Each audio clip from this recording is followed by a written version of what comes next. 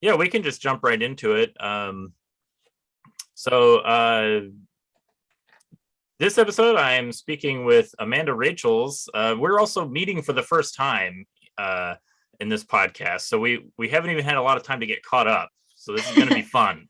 I feel like I've known you for a long time now. Yeah, it was strange. So I should say, you and Kevin Laporte, you two are partners, and Kevin was the very first guest on my podcast, and he's proud of that.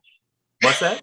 He's proud of it. Yeah. Well, I was very glad to talk with Kevin because I'm really impressed with everything that both of you have been doing, honestly. Because like I met Kevin, I think we both kind of started doing comics right around the same time ish, about 10 years or so. And he's I'm impressed by anybody that can have a successful Kickstarter, because it's not the easiest thing in the world to do, like some people think it is. It's totally not. Yeah, I don't understand how some people do it, but woo. Yeah. I guess we're gluttons for punishment, but we're figuring out how to make it work. Yeah. So yeah, I mean, like, why don't you just tell me a little bit, like, when did you get into comic books? Like, why? Because you've been making them. Well, how long have you been making comics?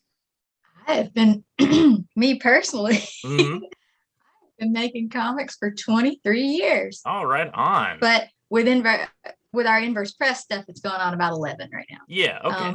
I published my first book when I was 17. I'm showing my age. And, people bought it. They were very kind. It was not good. I mean, it was the very first effort from a teenager. So, like, okay. But I was proud of it. I still have those pages, actually. Oh, very cool. They still smell like ink, too. I was so doped up doing the inking on that book. I'm like, man. But, I've always wanted to do it, actually. I had cousins that were super into comics when I was very, very small. And I decided at like 5 years old, I was like, I want to do that, too. So I just never stopped. Yeah. So were you into comics like as a kid? So that was like at that time. I don't want to be too presumptuous, but I have to assume comics were still kind of like a little bit of a fringe thing. It wasn't. Yeah, absolutely. Yeah. It wasn't. The cool part of it was, though. I lived in Magnolia Springs, Alabama. I live pretty close to there right now in Fairhope. But so we're between these two towns, Mobile and Pensacola, and they're an hour east and west of us. And those were the places that had comic shops. And so we wanted comics every week. So my dad, he finally got kind of tired of driving, to one or the other. So we opened our own comic shop. Oh, wow. So we had that for a good long time in Foley, Alabama. Oh, that's cool. So, and since I was homeschooled, I grew up in the comic shop. Oh my God, that's amazing. Oh, that's like childhood dream. Oh man, it was fun. I had my little art desk in the front window, and I was working on my comics and doing my classwork and waiting on customers and stuff. It was a cool little family business. So. Oh, that's fantastic. That is really cool. Yeah. No wonder you're into comics. Jeez. Yeah, it's in my blood. Yeah. Do you remember the first comic book that you read? The first comic book that I read, Wolverine, I believe. Yeah. Yeah, I'm pretty sure it had something to do with Wolverine. We were all about it. X-Men. I was big into X-Men as a little kid. And Batman. Yeah. Batman is my hero, but I'm also very, very into villains. So it was Joker and Lex, Magneto, that sort of thing. Was a bad one. But I also liked Disney comics. And then I got into EC like really hard. I was going to bring up EC because like it just seems appropriate when we talk about the stuff that you're currently doing. Heck yeah, that was. But yeah, so that does not surprise me to hear that you got into EC. I was also a voracious reader as a kid, and I got in trouble for it. But I picked up some Stephen King like way too early. And that was another one. I was going to assume there was a lot of Stephen King in there. It was like that was really before I was into wanting to tell stories and stuff. I think that's what did it, because I read it 9 years old. And, just going out on a limb, like with your Vicious Circus comics, I just assumed that it was in there somewhere. Oh yeah. it's all about the kids. That book has such great good and evil archetypes in it that it really shaped my head for, just knowing that sort of thing. This is good, this is bad, and what's in between. It was really, I'm glad I read it that early, because it was a cool formative experience. Yeah.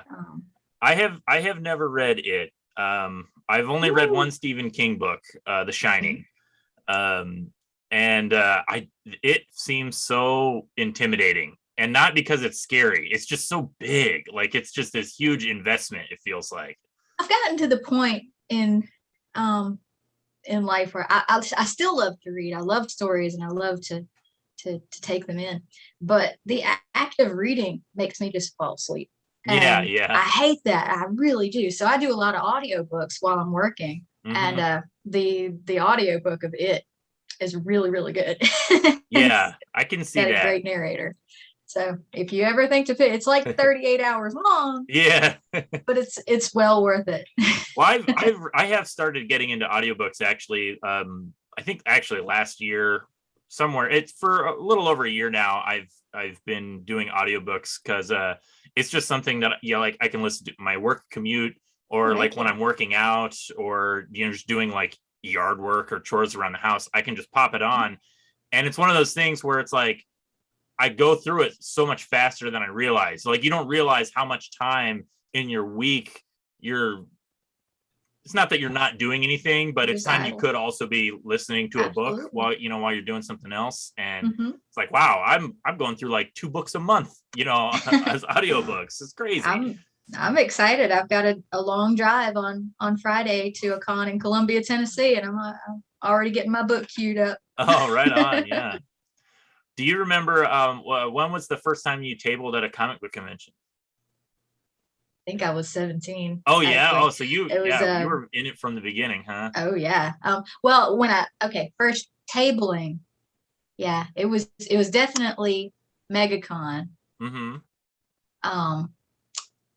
it was with my material as a teenager. But the first that I did with Inverse Press was also MegaCon in Orlando. And we went. Had no idea what we were doing. We didn't even bring stuff. We had a webcomic, and somebody was like, "Will you draw for me?" I said, "Okay." Yeah.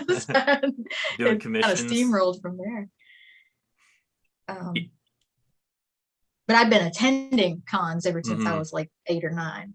Oh yeah. Okay. Cool. Yeah, I love when I go to a convention and I see like kids, not kids, but teenagers, or the young people. I'm old now, so I can say that, the young people, just showing off whatever they're doing. It's great. Oh, it's so much fun. It always does my heart good for dads to bring their little girls up to the booths, because that's what my dad did. Yeah. And I've had several of them over the years that they'll bring up there. Look, she draws too, so you can do it, and that means a lot to me. Yeah, well, that's great. That's great. So, have you always drawn like horror comics? Has that kind of just been your thing? Well, for a little while there, learning what to do, I took a manga style, and had that for a while, and then I kind of developed my own thing, which is a little in between. It's sort of realistic cartoon, but yeah, and then everything winds up being horror for me, whether it starts off that way or not. I love drawing monsters, and I like superheroes a lot, but they all tend to go a little dark. Yeah. I noticed that about your style, because it is it's a pretty clean style, like you said. I think that's correct what you said. Like, it's a good mix of manga and almost like a American animation, just like really clean figures and stuff, which is not always what I think of when I think of horror comics. Because like, I think a lot of horror comic artists, they get away with being obscure about stuff, like everything is scratchy or weird, and kind of adds to the ambient tone. But I like how clear everything is in your work. Well, thank you. Sometimes I wish I could do the more scratchy stuff. What's that? Sometimes I really want to do the more scratchy, awful stuff. Yeah. Not awful bad, but like it has more it's rougher, you know. Well, it makes when you do get to like a monster or what have you, it just like really pops on the page because it's just like, oh, there's a demon, And I don't have anything to hide it behind when I do it that way, so I always wind up doing big reveals like twice.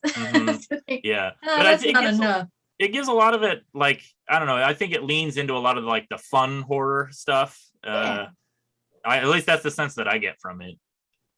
I definitely want it to feel that way because Creepshow often pops up in my head a lot. Yeah. That's how I think of horror. It's a little camp, a lot of creep. Yeah. And it's fun. So I like to make it a little. I want it to feel like you could be in a bright, safe place, and then all of a sudden it turns to, blah.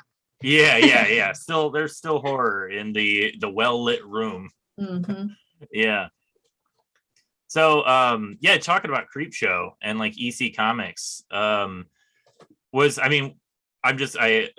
by what you said, I assume they're a big influence on you. Did you have any particular favorite creators or stories from Jack Davis? His art is amazing. Graham Ingalls just makes me happy. And as far as the stories, oh my goodness.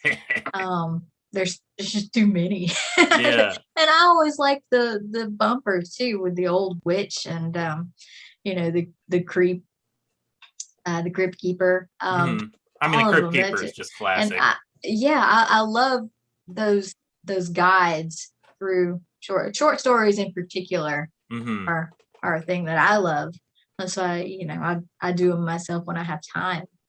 I like to read them myself when I have time. Yeah. But yeah, an anthology horror just holds a special place in my heart. It seems like horror anthology comics are kind of one of the last like comic anthologies that can do well.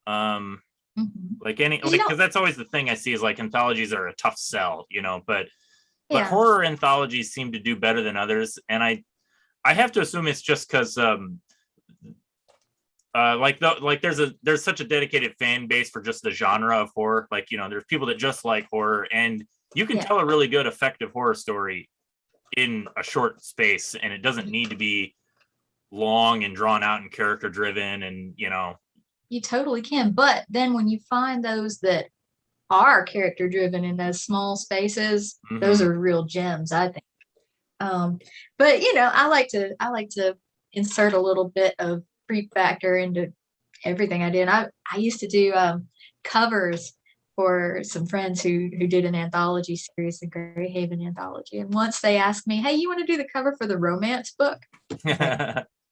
Okay. So I did it, and it's basically a view of a mirror, and in the background you can see a guy coming out of the shower, and written on the mirror is "I love you forever, I love you madly," and it's like it's terrifying. I was gonna say that's one of those things that could easily be either horror or romance. It totally drifts into the horror with me because he looks frightened looking around the curtain. Yeah.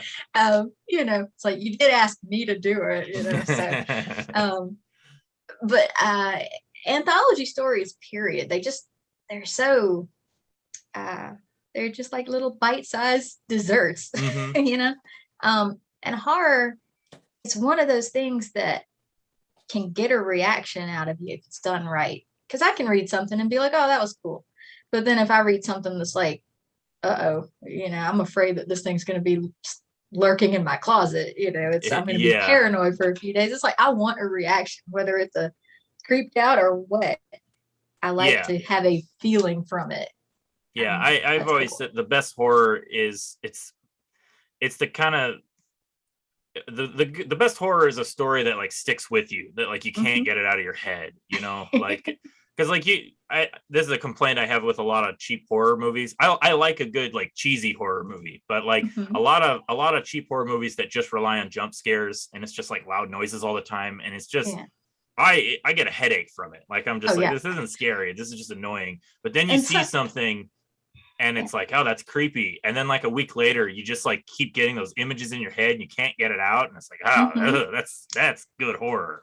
I watched Malignant a couple nights ago. I haven't seen it yet. But Okay. I heard some stuff about it. And it's like, it's pretty obvious what's going on, but once you see it, it still is I'm a little jarred by it. Yeah. It was pretty. It looks like pretty creepy, like creepy It's visuals good. and stuff. It should definitely give it a watch. I'll have to check it out. So let's talk a little bit about Vicious Circus, because I will tell you right up front, creepy scary clowns are not my thing, and it's because I think I actually am too creeped out by them. Like there's something about clowns. I don't have like a fear of clowns, but whenever I see scary clown stuff, I'm just like, eh. Like it I really don't really does like just... seeing them in person. Yeah. I took my little one to a circus just a year or two ago, and it was a little freaky to see the clowns because their smiles don't move while their mouth emotes. Yeah. And there is like a weird uncanny valley. There's like a, yeah, it's uncanny valley. Exactly. It's like a weird human, not human. Like it's like a facsimile of a person, and it's like but it doesn't look right. And I think uncanny valley is kind of what it is, which is what I think that's what makes them so like such a go-to for like creepy horror stuff. Just like the juxtaposition of what clowns are supposed to be, and then like what you actually feel around them.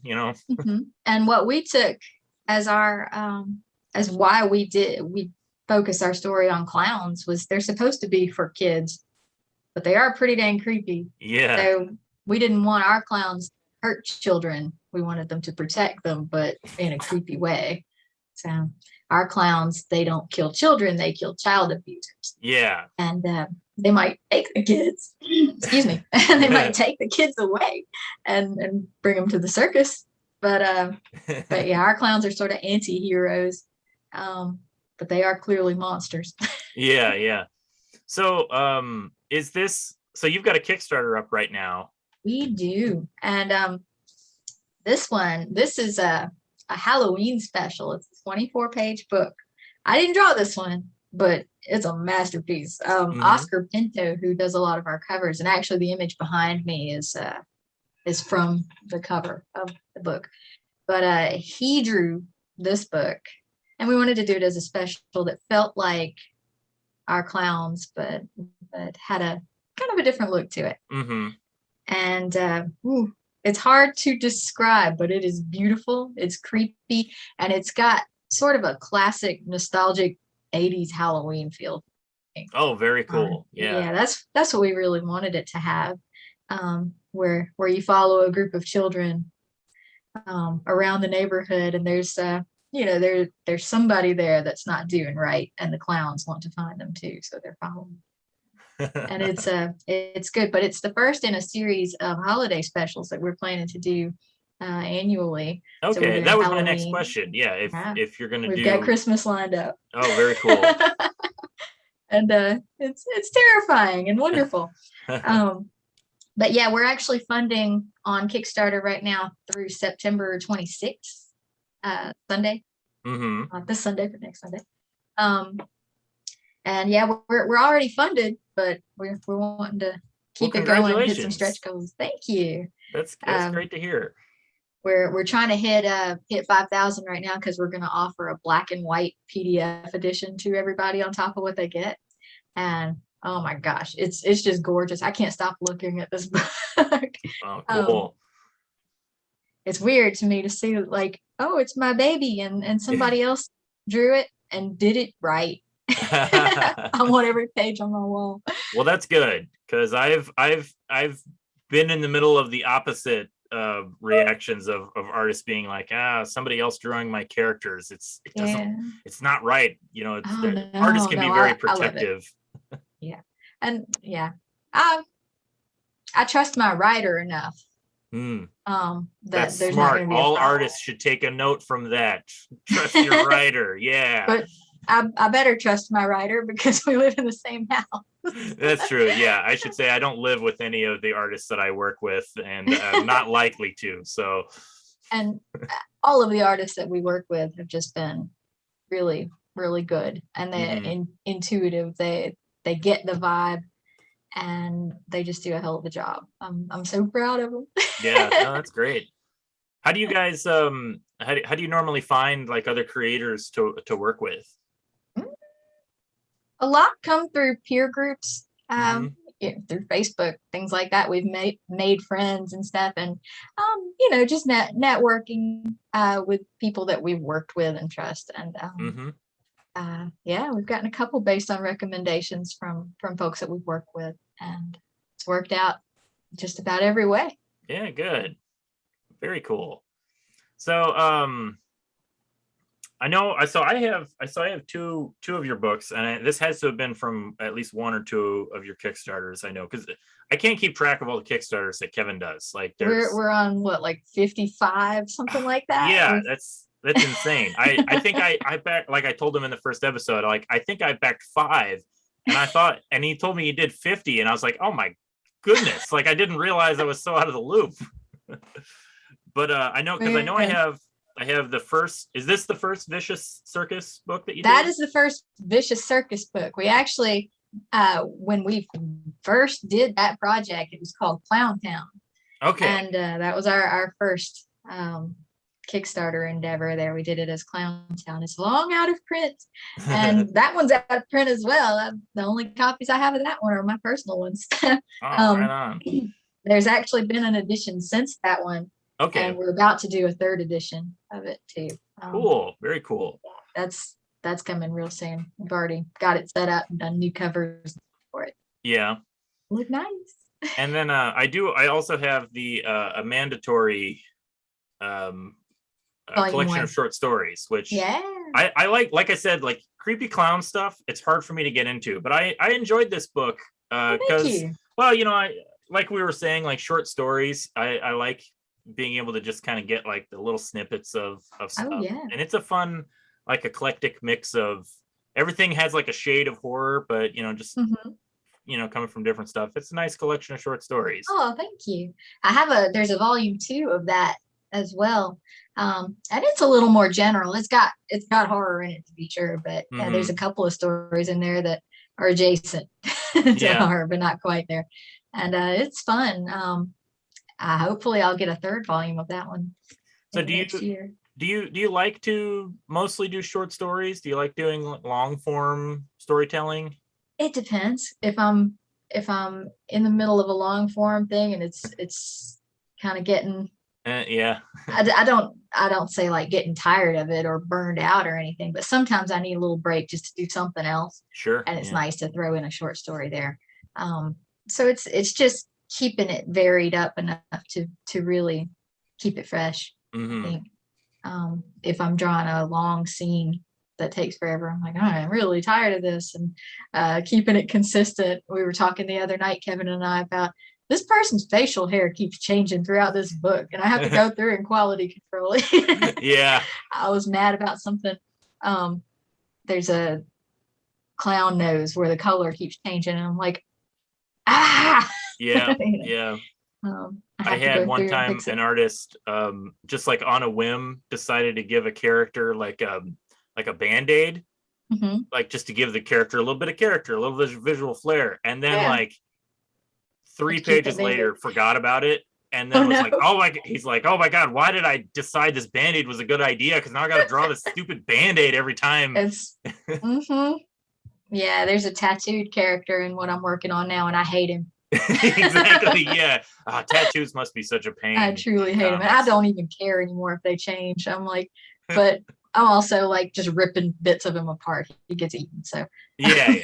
Or so yeah, I'm like, I'm getting rid of the part with the tattoo.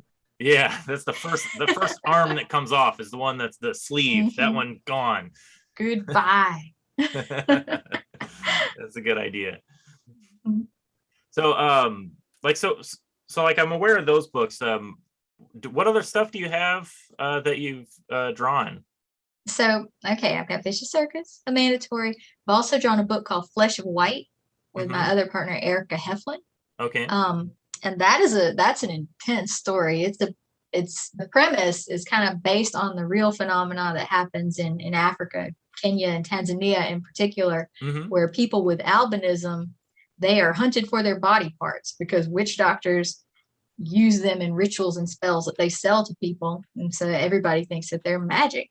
And this leads to crimes being committed against them often. You know, people are attacked and they'll have their hand chopped off, or the grave robbing is rampant there for people with albinism. That's a real thing. Our story is based on a mother with a baby who's born with albinism, and she's trying to protect him from a witch doctor who wants to steal him and use him in a ritual. And there's a bit of a supernatural element to it there, but it's about the lengths that she goes through to protect her baby. And it's such a good story. Erica tells it from a mother's perspective. And you feel her through this story. It's so good. Oh, neat. Yeah. And I really tried to make, I had some comments at a convention over the weekend about it. They said just the faces in that book stand out even more than anything else, because I really wanted them to emote and for you to be able to see what was going on just on the face of somebody, even if it wasn't showing everything. So it was important. It was a cool exercise in drawing a book to me. And I think that's one of the most important things, like with comic art. Like you see a lot of like pro artists, you know, and I understand there's that like that give and take of working on a deadline, but they'll kind of slip into like all their characters, just like they have 3 faces and they're just like cycled across all their characters. Like every character has the same kind of reaction face. And so whenever you see a comic where I think that's one of those things that like it stands out the most, but in a way that like the average reader might not realize it, like how emotive the art can be. And that's always really good to see that. And there's some of the big names that I'm like, everybody looks the same. They just have different color hair. Exactly. Different hairstyle. But I like the art to be expressive and have some bit of authenticity to it as far as to what a character would do. Yeah. And it gets really, really bland real fast when it's just, you know. Yeah, talking heads with like the same like gritted teeth. Yeah, who talks with their teeth showing all the time? Do you do that? I hate that in art. Yeah. Well, my teeth do show all the time, but it's because I got really big teeth. So they like, every time I'm talking, there's some big teeth there. I do sometimes, but they like take it back to the gum a lot. Yeah. I only do that with monsters. Well, that just makes sense. That's appropriate. Oh yeah. Yeah. Yeah, very cool. Are these books available on inversepress.com? Yes, at inversepress.com. Trying to think if I've done anything else. I've done lots of single issues that we've lumped into the collections, but I have a mandatory volume 1 and 2. And that's getting real low too. There's only a few of those left. All right. And yeah, we publish a great deal of books, like Last Art of the Four Horsemen. I don't draw that one, but I do character design for that one.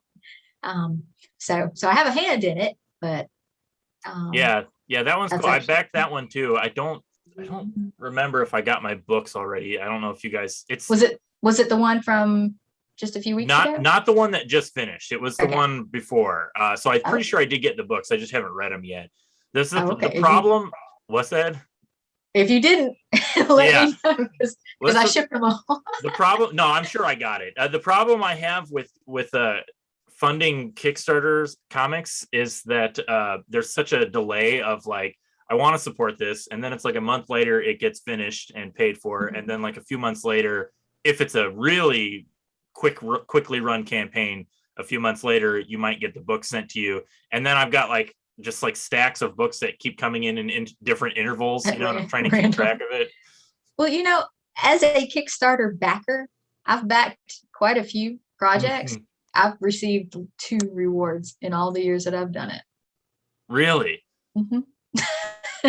And that's kind of disheartening. Yeah, wow. I want to support people, but yeah, so I back a lot through our Inverse account, but on my personal one, it's like I hadn't really gotten anything back hardly. Yeah.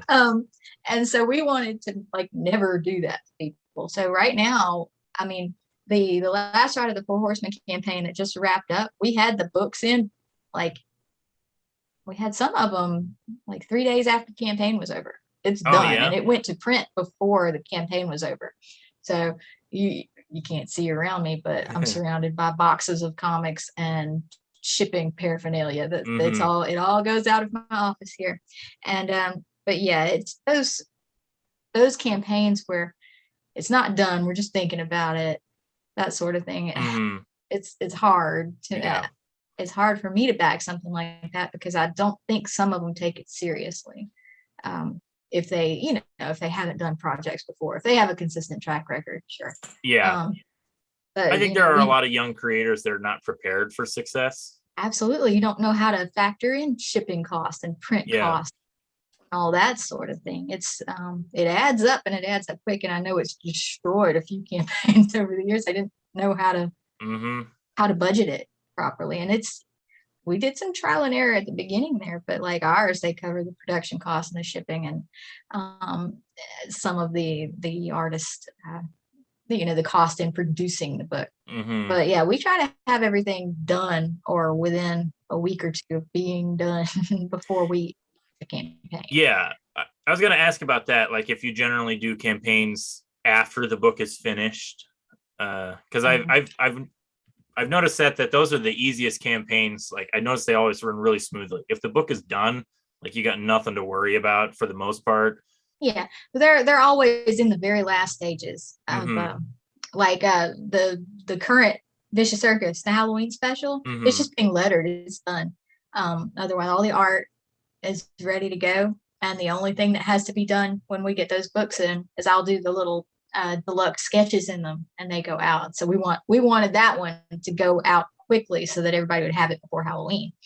That can be difficult too, like when you're trying to get like a very specific deadline, like a holiday, because I know that's a thing a lot of people run into when they're trying to do like end of the year campaigns, and they're like, we want to get it to you by Christmas, and it's like you don't factor in the delays from the ship, Christmas holiday time shipping and stuff like that. Exactly. And we're gonna have that Christmas book, so yeah, exactly.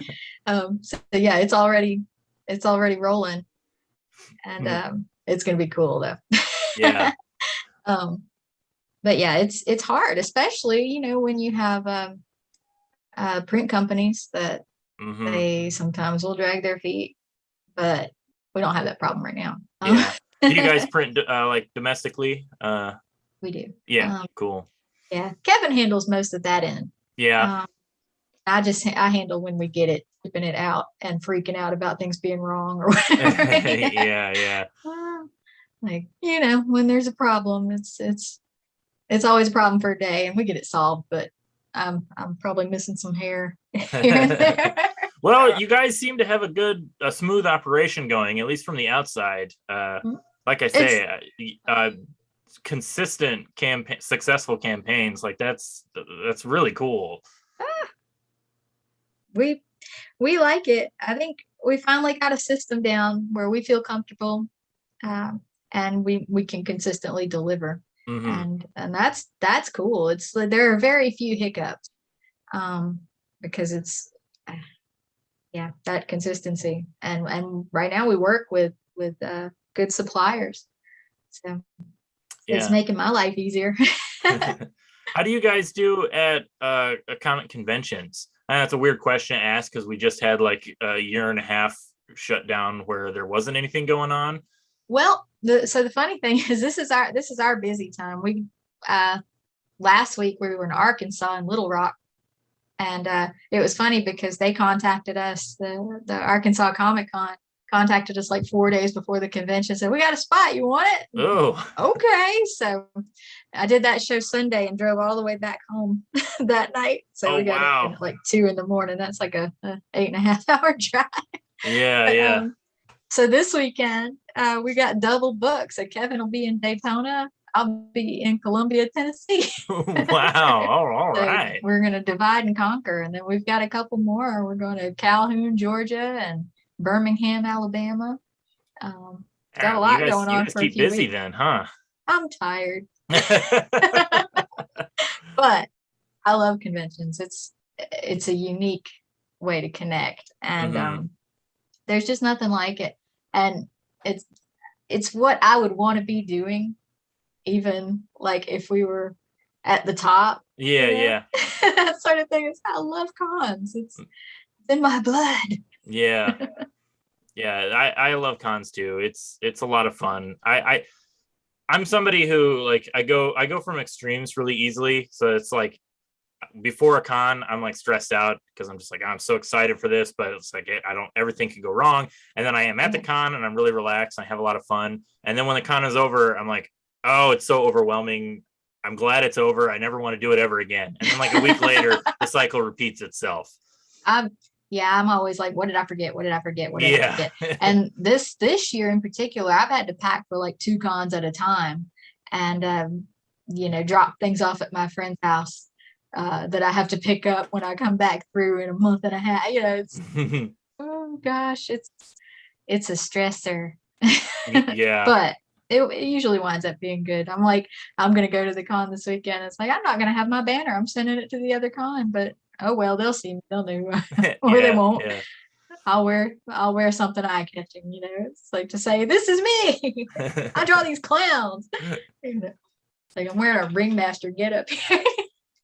Right. Oh, so do you do like do you have a table set up, like kind of like a performance? That I do. I've got a really cool clown banner that goes with us to shows, and I've got red curtains that go over it to give it a little flair. So and we dress kind of color coordinated to the booth, and that's about as far as we go. Some people are like, you should cosplay. Yeah. Like, I'm not gonna put grease paint on and sit here and draw all day. I was gonna say that would be so much extra work. And it is fun. Oh, sure, yeah. But yeah, it's a lot of extra work. I'd have to be, staying for a few days to not have to set up. And like the con I'm doing this weekend, I am driving over Friday, doing the con Saturday, and driving home Saturday night. And so I Iron Man this stuff a lot. But you got to do that to make it work and to make it profitable too. Yep. You cut into your margins when you're staying in hotels and stuff all the time. Exactly. Yeah. So, aside from Stephen King's It, what is your favorite creepy clown horror movie or comic or book or TV show or whatever? Wow. It's kind of a difficult question because there's a few. Yeah, right. I know.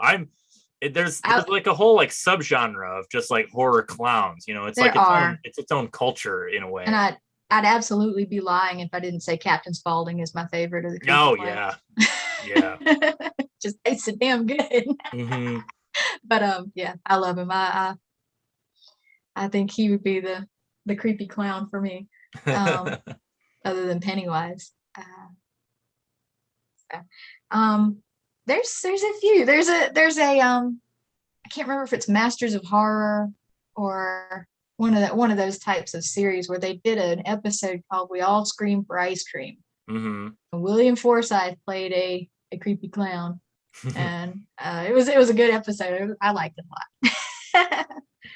But yeah, that's one to look up. We All Scream for Ice Cream. Yeah. Okay. All right. So you've read Stephen King's It, correct? Did I remember? I read it annually. You read it annually. Practically have that book memorized. Yeah. So how did you feel about how do you feel about both adaptations, the original one from the 90s and then the new one? I love them both, actually. You love them both? But nothing is the miniseries because I saw that at just the right age.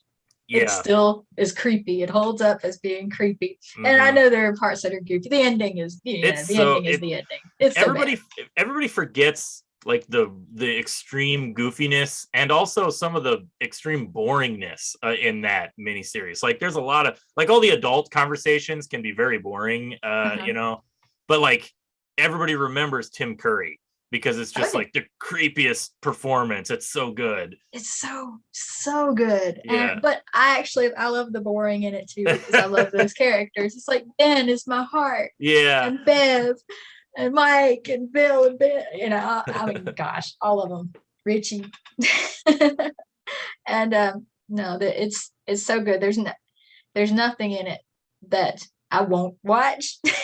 Even though that ending is pretty goofy, but I have only watched the new one once, like in the theaters. I haven't sat down and watched them both back to back again, but I thought Bill Skarsgård was a really good Pennywise.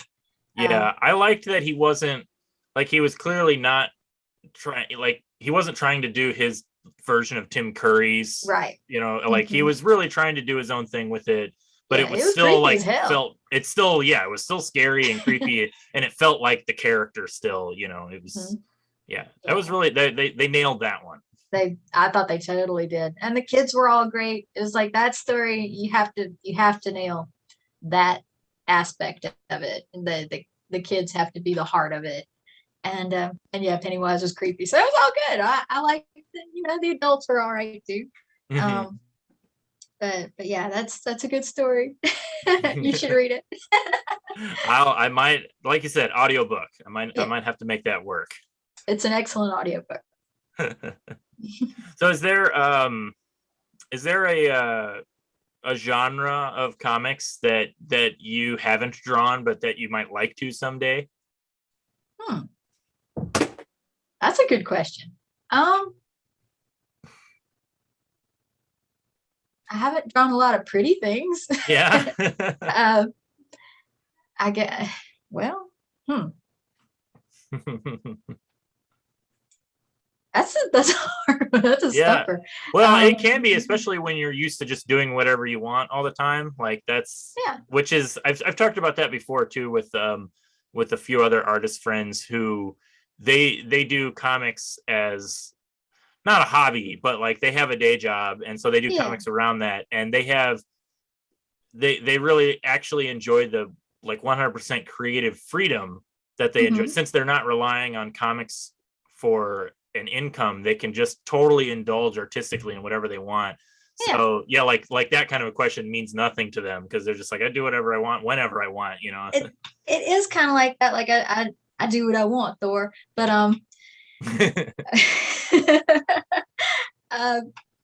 and usually if there's something that I want to draw, I'll just do it to get it out of my head. But yeah, and I've thought about doing different little short stories. So it's like, because I can do a short story, I don't have to worry about, you know, I like, I suppose I could say I wanted to do something, you know, more like mature themed stuff sometimes, like, you know, so, you know, cool erotica type things. That'd be fun to draw. I wouldn't know what to do with it. It's like, I guess I could put it on Patreon. Yeah. But yeah, it would all turn to horror anyway. It's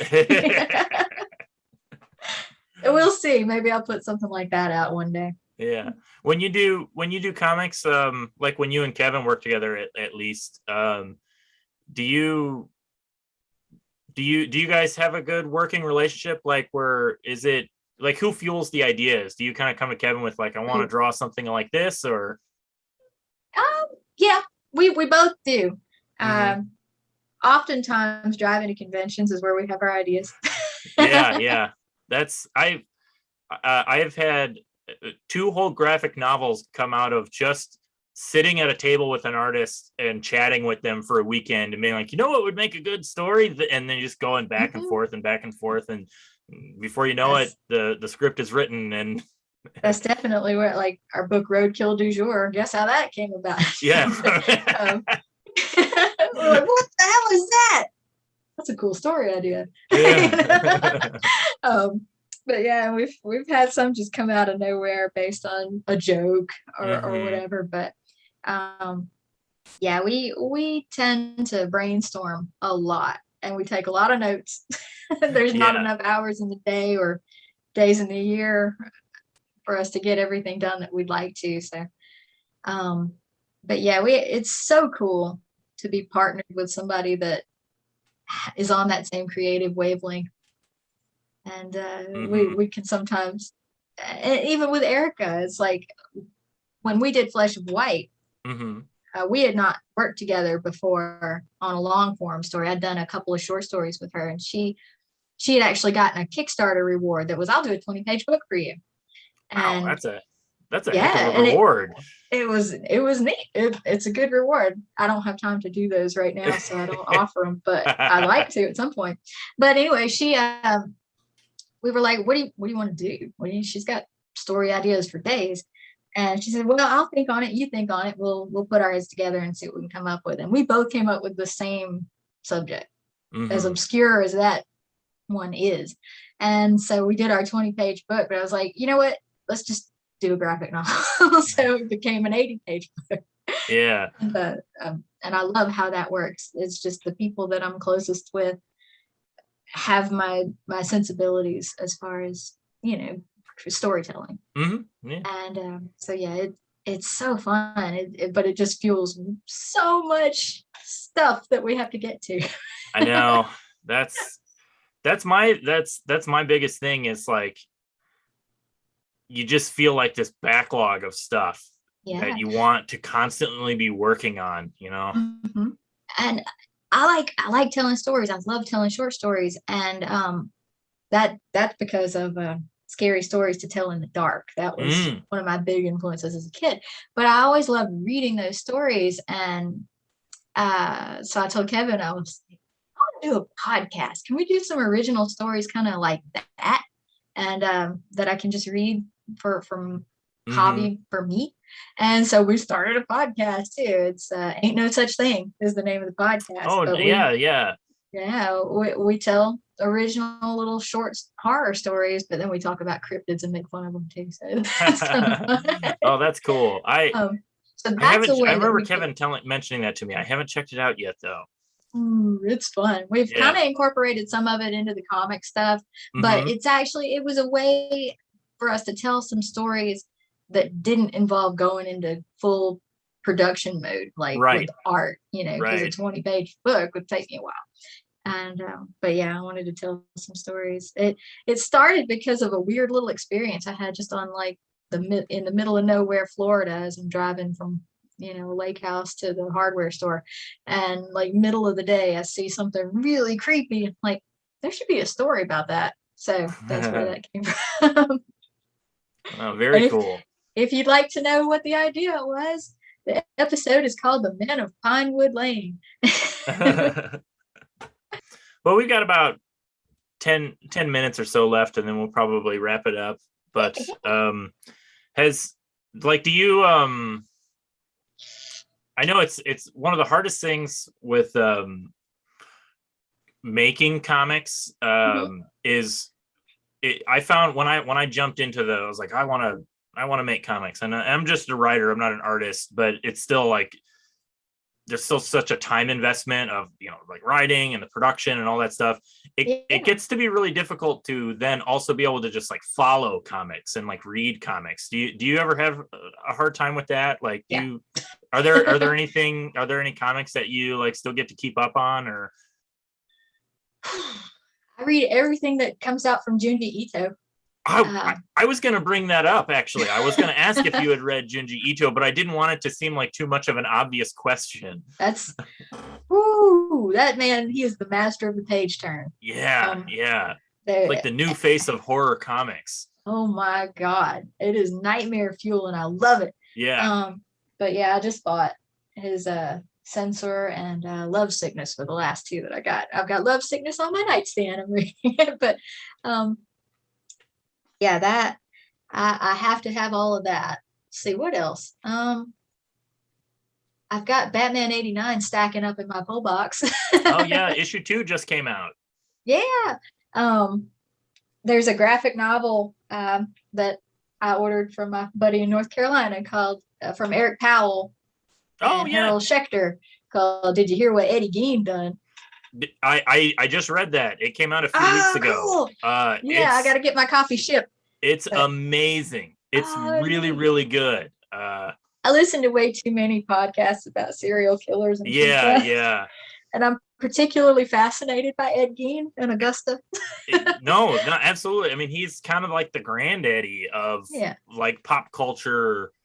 Not because I don't think it's fair to say that he was a serial killer, because there's no he was proof. not a serial killer. Yeah, exactly. He's not. But like just his life and who he was seeded into pop culture and like influenced all of like movie serial killers. And you got Psycho, you got Hannibal Lecter, you got Leatherface, Texas Chainsaw Massacre. Yeah, it's like it never stops. The people that are drawing from Ed Gein, and it's still chilling. Here reading the story, it is just, it's something. Like it's you know, I've read and listened to a lot of stuff about Ed Gein. He's definitely one of the most like written about as far as like those types of people go, like, but like, also misunderstood. It's right. Like, that's what I'm saying. Cause it's not just the same as saying like, you know, he's one of the most talked about killers. Cause that's not what's going on. Like he's a really, there's just something about him and his life. He was very mentally ill. Yeah, exactly. I think had one thing changed in that situation, it might not have happened. Right. Yeah. So yeah, that book though, did you hear what Eddie Gein done? It's so good. Eric Powell's art is just perfect. Because I've read Harold Schechter's Deviant, the true crime novel that he wrote on it. So I was really excited.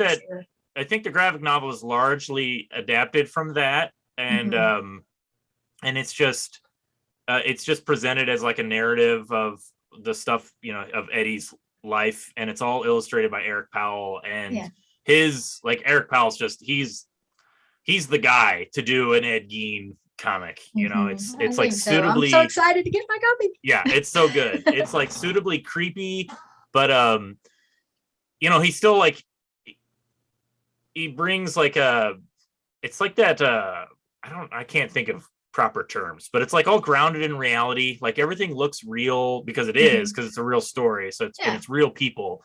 But then there's just enough like cartooning and characterization to just like give it that little bit of an edge, like that little creepy edge to it.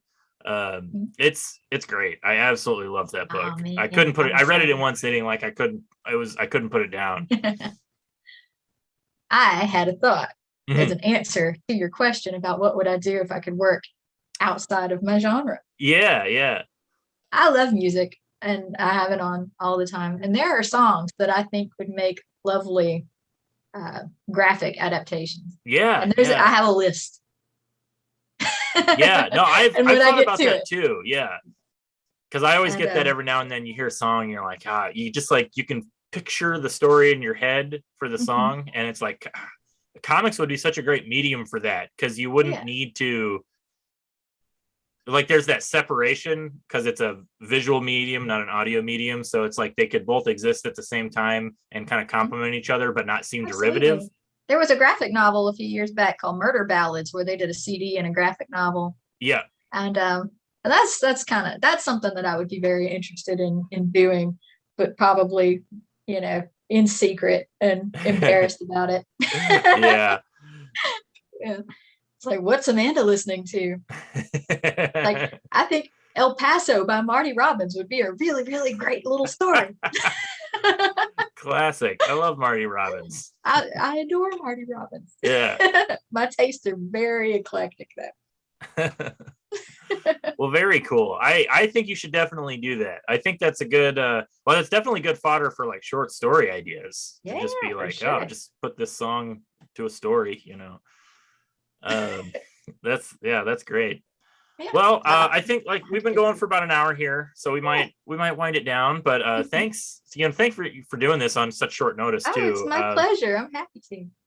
Yeah, it was good. I'm glad to see the success with the Kickstarter, and I hope it just keeps going up and up and up. Get those stretch goals.